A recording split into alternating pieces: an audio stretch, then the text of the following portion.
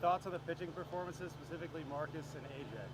Yeah, I mean, well, the pitching group as a whole was a team effort because Deloy and T. Frank did the least amount as far as pitch count, but those were two massive outs. And then Nate Snead grinded out what are the most difficult outs at the end of the game. But the table was set. Marcus was asked to throw on short, kind of short notice there because of some stuff with Liam, get him rested up.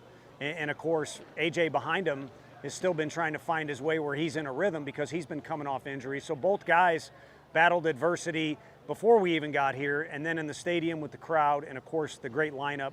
One of the, I don't know statistically, but probably, you can argue one of the better, if not best lineup in the country. So big time performance by all those guys. How impressive was the lineup tonight, just top to bottom? It was great. We wanted to go with Grimm for a lot of different reasons. You always get a calm presence with him. But Levi stepped in and was massive. But the guy underneath them that's, quite frankly out there because he does a really good job with the glove with Manny was also tremendous. And then each time the lineup turned over, it was a true team effort. And I'm going off my own personal tangent or the coach's tangent, but it really represented what we wanted tonight was to kind of dedicate tonight's game and hopefully a great effort and a win to Tony Dallas, who suffered from ALS and passed away. Chad Dallas was his son. Typically pitched for us on Friday nights or Thursday, game one, and I don't know that we've had a better teammate than that kid since we've been here. And what would be the key to build off tonight and put together another good performance tomorrow? Tomorrow I think it's a night game. It's senior night for them. It'll be high emotion, something we've experienced not just at our park but on the road as well. If we do have success on Friday or game one, we have had some success. You're going to get the other team's best punch. So I think the biggest thing is to have a sense of calm. You want some energy over here, but a sense of calm and composure over here and make sure we're just playing the game. Some things got hokey there in one inning.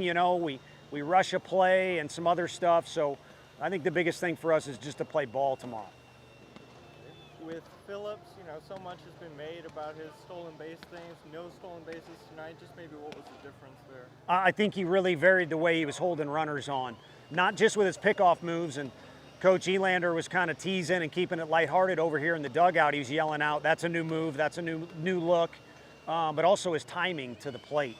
And then a big part of that too was, us having a lead. It's a little more difficult to run aggressively, and to no fault of Marcus's, the last few times he's been out there, we've been behind in the game, which allows the offense to be a little more aggressive. Do you think the double play there in the first kind of settled him down? Yeah, that was huge. You're facing a big, strong hitter, has a ton of RBIs, and in that situation, he makes a great pitch, gets a double play ball, and it doesn't always work out that way either.